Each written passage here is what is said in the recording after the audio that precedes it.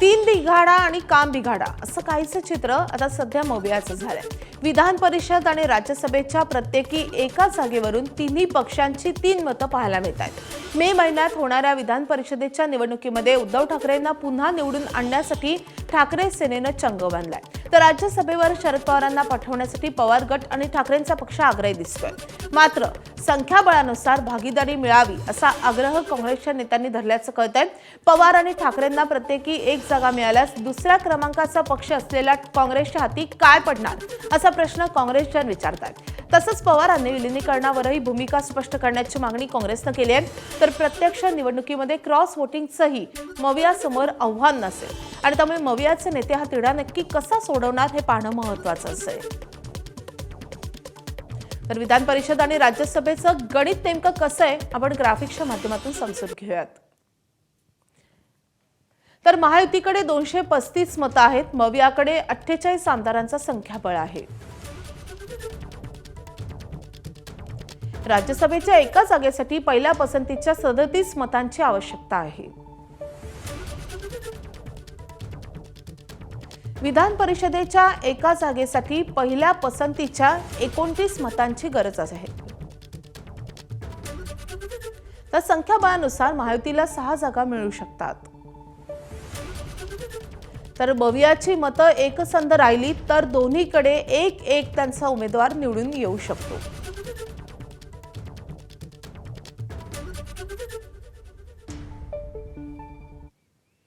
तर ठाकरेंच्या शिवसेनेसह काँग्रेसकडूनही विधान परिषदेच्या जागेवर दावा होतोय। मवियातील या तिढ्यावर हर्षवर्धन सपकाळ आणि आदित्य ठाकरे यांनी नेमकी काय प्रतिक्रिया दिली आहे आपण पाहूयात। संजय राऊतजी जिंकून आले, पण आमचे दुसरे जे होते संजय पवारजी ते त्या दिवशी पराभूत झाले आणि म्हणून हे सगळं राजकारण बघत असताना, जी काही मतांची समीकरणं ती बघत असताना, संख्याबळ बघत असताना आमचा दावा हा ठाम आहे।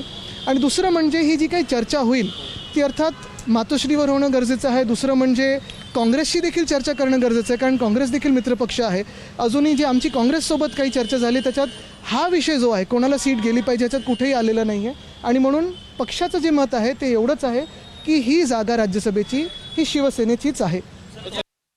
राज्यसभेमध्ये काँग्रेस आघाडीला एक जागा मिळणार आहे, काय वाटतं की त्यावर महाविकास आघाडीची आणि इंडिया अलायन्सची बैठक होईल आणि त्यामध्ये आम्ही मित्रपक्ष बसून याबद्दल चर्चा अंती निर्णय घेऊ। शरद पवारांना काँग्रेस सपोर्ट करणार आहे का? काँग्रेस सपोर्ट करते का शरद पवारांना? आता चर्चेच्या आधी कोणत्याही प्रकारचं विधान करणे चुकीचं आहे। तर ठाकरेंच्या शिवसेनेचे खासदार संजय राऊत यांनी राज्यसभेसाठी शरद पवार तर विधान परिषदेसाठी उद्धव ठाकरेंचं नाव प्रमोट करताना नेमकं काय म्हटलंय आणि काँग्रेसनं त्याला काय उत्तर दिलंय ते देखील पाहूयात। कठीण कशा करता असेल, राज्याचे माजी मुख्यमंत्री आहेत, शिवसेना पक्ष प्रमुख आहेत, त्याच्यामुळे विधान परिषद कोणी लढवायची, राज्यसभा कोणी लढवायची या संदर्भात मी म्हटलं ना, निर्णय घेतला जाईल।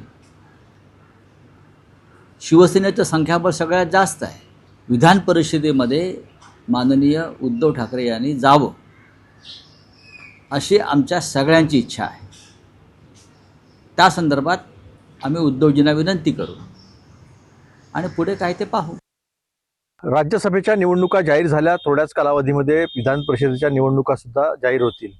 महाविकास आघाडीच्या वाट्याला एक जागा राज्यसभा आणि एक जागा विधान परिषदेची येण्याची शक्यता आहे। या परिस्थितीमध्ये 20 जागा शिवसेनेच्या आहे, 16 जागा काँग्रेसच्या आहे, 10 जागा राष्ट्रवादीच्या आहे। त्यामुळे राज्यसभा किंवा विधान परिषद या दोनपैकी एक जागा जी आहे ती काँग्रेसला मिळाली पाहिजे, कारण काँग्रेस 2 नंबरचा पक्ष आहे आणि रोटेशनचा जरी विचार केला तरी काँग्रेसला एक जागा मिळाली पाहिजे असं काँग्रेसच्या सगळ्या ज्येष्ठ नेत्यांचा सगळ्यांचा विचार आहे। एबीपी माझा, उघडा डोळे बघा नीट।